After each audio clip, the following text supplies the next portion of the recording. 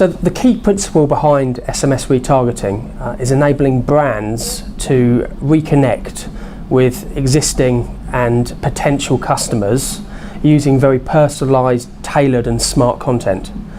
The major advantage of doing this, firstly, is actually extends the conversation that the brand has with its consumers. Secondly, it enables the brand to build up a really loyal customer base. And thirdly, it improves the whole customer experience that the consumer has when they're engaging with the brand through the mobile device or through the web. Mobile retargeting can take place or take form in a variety of different ways. These include an SMS with a link embedded in it that relates to a previous product that was browsed but never purchased, or indeed an advert that is sent to someone based on a previous activity history. SMS retargeting also works really well for location-based services, and it can be shown to really improve return on investment whilst bringing down the cost of acquisition. To enable a brand to carry out SMS retargeting, it has to have the ability to track the engagement that consumers have with its website and with its mobile app. By doing this, it enables the brand to acquire real deep behavioural data that they can then start to model and put together segmentation profiles that really generate a strong customer-centric communication flow. Now you'll be familiar with the types of web-based analytics apps that are out there on the market. Now these are great because they allow a brand to see how people are engaging with their website, which products they looked at, which products they didn't look at, which they bought, how long they spent looking at each page. They also allow people to make changes on the fly, so web developers, marketeers can actually change the experience as you're on a website by tweaking it to either to improve the customer experience or to actually improve the end result, i.e. increase the potential purchase that someone's going to make.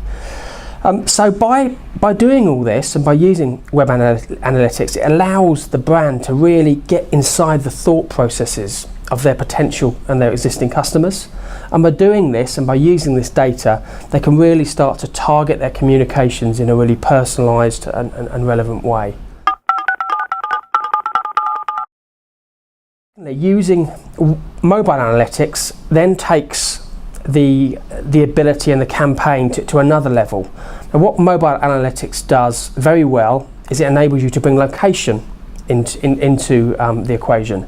So for example, using location when someone comes into a particular shopping centre or high street using something like geofencing, you can then send them a really relevant communication based upon previous browsing history to really drive footfall, to encourage them to go back into the shop. The second thing it can do is increase the overall success of your SMS marketing campaigns.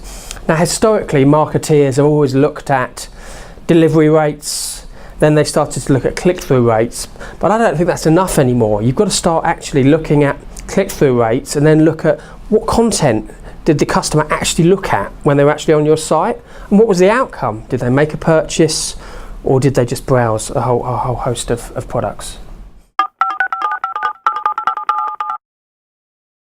However, there are concerns that people have with using SMS retargeting and mobile retargeting. The first one has to be security of data. So there's not that much knowledge out there in the general marketplace. Consumers aren't that aware of how location-based marketing programs work, how their data is used. So obviously the first thing a brand has to do is actually get the opt-in from the client. Once they've got the opt-in, they can really help themselves and help the consumer by making it really clear by how they're going to use their data. So actually being really clear and empowering the consumer with this information will build the credibility of the brand, and it will also improve the chance that the consumer will actually opt in to receive this type of communication. The second concern is the frequency of communication. So there's a really thin line between sending far too little messaging and sending far too much messaging. So if you look at the amount of messaging it takes to actually encourage a consumer to engage with you again or re-engage with you, against really bombarding messages that really have a detrimental effect and actually turn the consumer off, there's not a lot of difference between those two. So it's really easy, A, to make the customer feel unloved, B, to make the customer feel like, well, there's too much going on here, and really disengaging with the brand. The way around this is to use mobile analytics. So by using a mobile analytics program, you can start to understand how the consumer is actually engaging with your marketing messages. You can also see how they're being responded to, what people are doing once they've received these messages. And thirdly, mobile analytics programs enable you to make changes in real time. So once a campaign has gone to air, you can actually make a change as the campaign is live, depending upon the results that you're seeing, to make it as the outcome as valuable as possible. There are lots of mobile analytics tools out in the marketplace. mGAGE has a solution called Visualize, which enables brands to monitor how their consumers are engaging with their mobile assets. So that could be SMS messaging, that could be their mobile app, that could be a mobile website. What it enables them to do is actually attribute the success that they derive from each channel. So rather than just measuring click-through rates to an app or to a mobile website, they can actually look at the success that they've seen through each channel. So when it comes to making decisions about marketing budget, which channel works, which channel doesn't work, it puts them in a really strong position to understand the customer journey and how those customers engage with them.